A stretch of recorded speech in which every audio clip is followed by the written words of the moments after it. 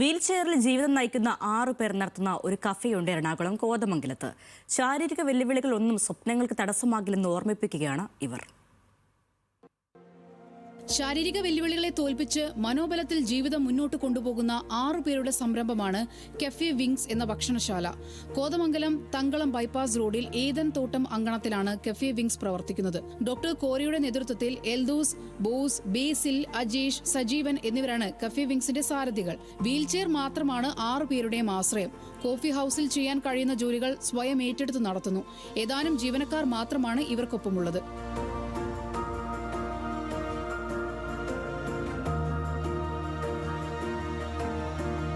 Snacks, burger, sandwich, ചായ, കാപ്പി, shake, juice തുടങ്ങിയവ എല്ലാ ദിവസവും ഉണ്ടാകും.